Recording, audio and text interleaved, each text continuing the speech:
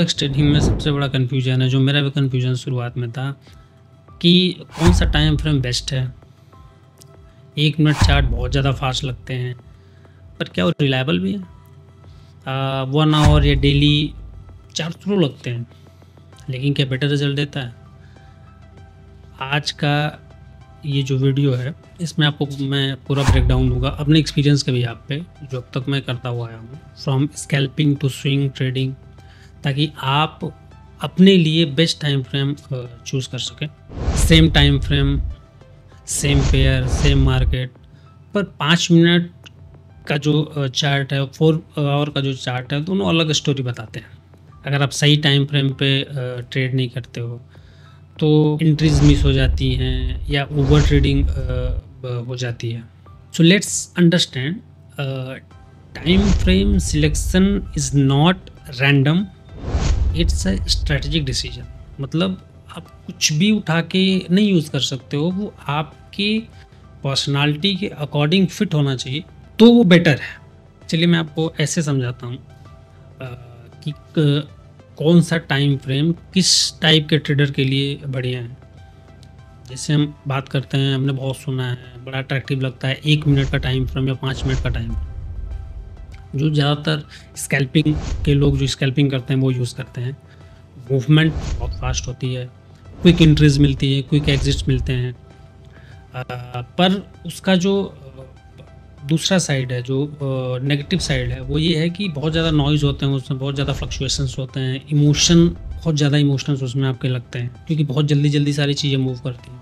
अगर हम उसी तरफ दूसरे टाइम फ्रेम 15 मिनट या 1 आवर की बात करें तो इंट्राडे ट्रेडिंग में आ जाता है। इंट्राडे ट्रेडिंग का ये होता है कि उसमें बैलेंस जो आपका होता है स्पीड का और क्लैरिटी, मतलब बहुत तेज़ी से मार्केट मूव नहीं करती है, और उसमें क्लैरिटी आप अच्छे से अपने टेक्निकल से ना उसको बहुत क्लियरली देख सकते हो उसमें चार्ट में। लेकिन उसकी जो नेगेटिव साइड है, नेगेटिव मतलब देखिए हर इंसान का अलग अलग पर्सोना होता है, अलग अलग परसेप्शन होता है मार्केट देखने का। मैं अपना आपको बता रहा हूँ, उसमें क्या होता है कि जैसे मैं 15 मिनट 1 आवर में ट्रेड करता हूँ, उसमें क्या स्क्रीन टाइम मेरे को बहुत देना पड़ता है। वो उससे क्या होता है ना, दिन में आपको 4, 5, 6, 7 घंटे देने पड़ते हैं। अगर आपने एंट्री ले ली तो वो मार्केट का स्लो हो गई तो बहुत लंबे समय तक आपको मार्केट में रुकना पड़ता है। वो एक थोड़ा सा मेरे हिसाब से थोड़ा सा गलत है, बहुत ज़्यादा स्क्रीन टाइम जो इसमें लगता है।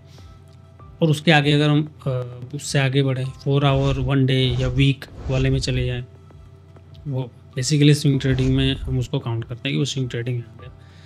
लेकिन उसमें जो टेक्निकल का मार्केट स्ट्रक्चर होता है बहुत अच्छे से आपको दिखता है, मतलब आप उसमें बड़े अच्छे से देख सकते हो कि चार्ट्स कैसे प्रिंट हो रहे हैं, क्या आपकी स्ट्रेटजी है, किस तरीके से वो मूवमेंट आती है, वो बहुत अच्छा उसमें आपको शो करता है। और उसमें जो आपका रिस्क रिवॉर्ड रेशियो होता है ना, वो बहुत अच्छा बनता है, क्योंकि उसमें टेक्निकल्स बहुत ज़्यादा रिस्पेक्ट करते हैं, उसमें जो जोन्स होते हैं वो ज़्यादा रिस्पेक्ट करते हैं टेक्निकल्स।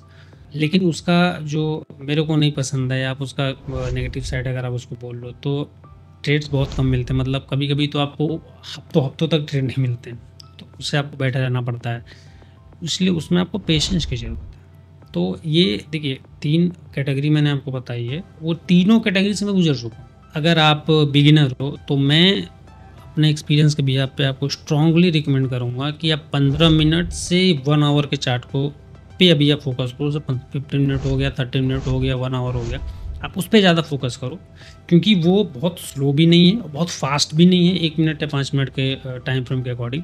अगर आप 1 मिनट 5 मिनट टाइम फ्रेम की बात करते हो, सुनने में तो बहुत एक्साइटिंग लगता है, अरे जल्दी जल्दी एंट्री से एग्जिट होते हैं, लेकिन वहाँ पे जो इमोशन कंट्रोल और प्रेसिजन जो उसमें सबसे ज़्यादा आपको चाहिए होता है, मतलब पिन पॉइंट कि आप बैठे हो, एंट्री मिस हो गई अगर तो आपको फिर लेना नहीं है, ऐसा आपको प्रेसिजन चाहिए उसमें। तो चलिए मैं आपको एक मेरा जो ट्रेड है जो मैंने शायद कल लिया था, उस पर मैंने 15 मिनट में एक एंट्री GBP JPY मिली थी, वो मैं आपको दिखाता हूँ, तो उससे आपको एक आइडिया मिलेगा कि मैं किस बारे में बात कर रहा हूँ।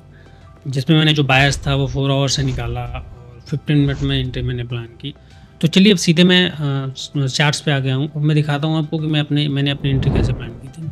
ये GBP JPY का पेयर है 4 आवर का। इस जगह पे मैंने एंट्री कल एग्जीक्यूट की थी, वो मैं आपको दिखा रहा हूँ। मैं लेटेस्ट एंट्री दिखा रहा हूँ, ऐसा नहीं बहुत पीछे मैंने कोई अपना दिखाया था, वो कल मैंने शॉर्ट्स में भी उसको अपलोड किया था उस एंट्री। तो ये जैसे हम देख सकते हैं एक छोटा सा यहाँ पे एक हल्का सा एक सपोर्ट है 4 आवर में, उस सपोर्ट को रिस्पेक्ट करते हुए मार्केट ने बेरिश क्लोजिंग दी। अब मुझे ये देखना था कि मुझे सेल की एंट्री मेरी कहाँ पे मिलेगी, 15 मिनट, 30 मिनट और 1 आवर के कंफर्मेशन पे। अब मैं यहाँ पे इसको हल्का सा ऐसा मार्क कर देता हूँ ताकि मुझे एक आइडिया। अब हम आते हैं 1 आवर में।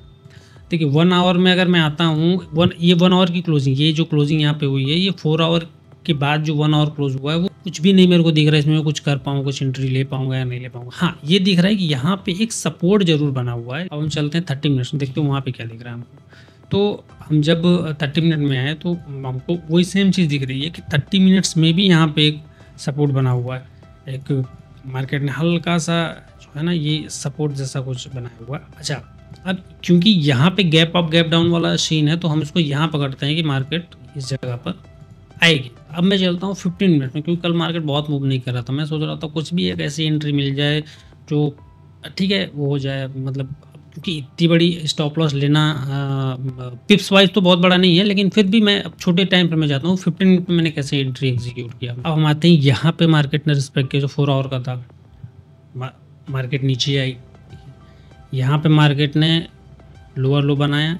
ये जगह जो है यहाँ पे मार्केट, ये इसने 15 मिनट में एक छोटा सा यहाँ पे एक सपोर्ट बनाया, इसको यहाँ पे इसने ब्रेक डाउन किया।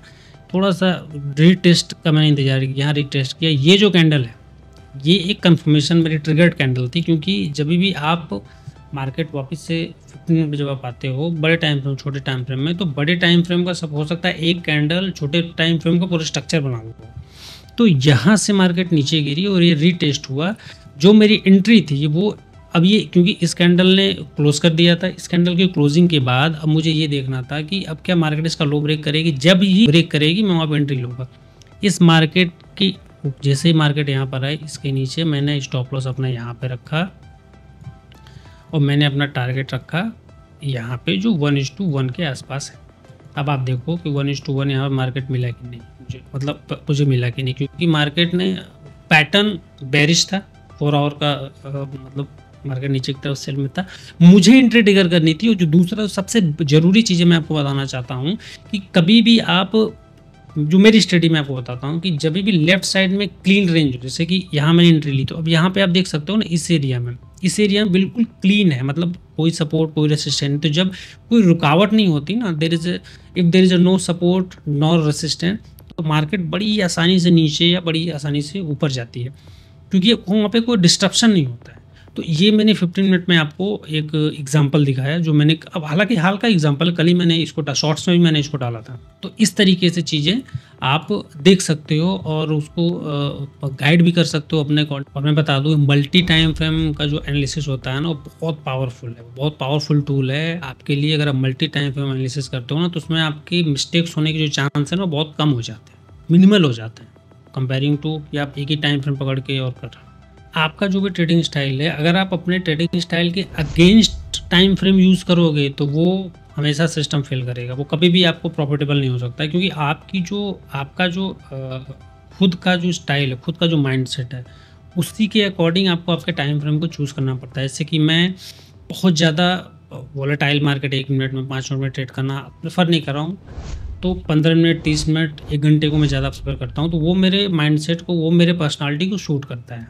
मैं आपको कुछ चीज़ें बता दूं कि अगर ऐसा लगता है कि 1 मिनट का टाइम फ्रेम ज़्यादा प्रॉफिट देता है लोगों को, बहुत लोगों को ऐसा मिथ है, ऐसा नहीं है। 1 मिनट का टाइम फ्रेम ऐसा नहीं कि आप 1 आवर और 30 मिनट से ज़्यादा वो जो टाइम फ्रेम यूज़ करते हैं 1 मिनट को ज़्यादा प्रॉफिट करता है, ऐसे नहीं, ये गलत है बिल्कुल नहीं।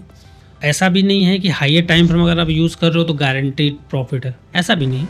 क्योंकि देखिए मैं आपको एक छोटी सी बात बताता हूँ, टेक्निकल एनालिसिस का जो पार्ट है, जो रोल है हमारे पूरे ट्रेडिंग के कैरियर में, वो सिर्फ 10 से 15% है, उससे ज़्यादा का नहीं है।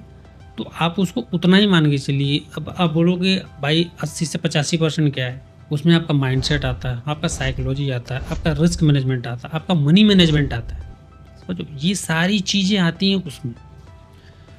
तो आपको इस चीज़ को ना थोड़ा सा समझ के चलना पड़ेगा, तब आप एक अपनी चीज़ों को, मतलब अपना जो स्ट्रक्चर है, स्टाइल बनाना चाहते हो वो ऐसे ही निकलेगा, वो आपके अंदर की पर्सनालिटी से वो डेवलप होता हो। बाहर मत देखो, अगर वो बंदा यूज़ कर रहा है तो मैं भी कर लेता हूँ, ऐसा नहीं है। वो उसका स्टाइल है, वो उस तरीके से वो उसका माइंडसेट है, आपका माइंडसेट डिफरेंट है, तो आपको उसमें डिफरेंशिएट करना पड़ेगा अपने टाइम फ्रेम को चूज़ करने के लिए। तो दोस्तों, अगर आपका ट्रेडिंग फास्ट है तो आप 15 मिनट 5 मिनट में जाओ, लेकिन प्रॉपर रिस्क मैनेजमेंट के साथ। अगर आप पेशेंस और सिस्टम बेस्ड हो तो 1 आवर 4 आवर आपके लिए गोल्ड हो सकता है, मतलब बहुत अच्छा हो सकता है। Ultimately your best time frame is one you follow with discipline, not emotion. अगर ये वीडियो आपको पसंद आई हो तो लाइक ज़रूर करना, और नीचे कमेंट में आप ये बताओ कि आपका जो फेवरेट टाइम फ्रेम है आपका वो कौन सा है। जो अगला वीडियो आएगा वो प्रॉफर्म चैलेंज का फुल स्टेप बाय स्टेप होगा, तो सब्सक्राइब करके प्लीज़ बेल आइकॉन को दबा दें। मिलते हैं नेक्स्ट वीडियो में। Thank you.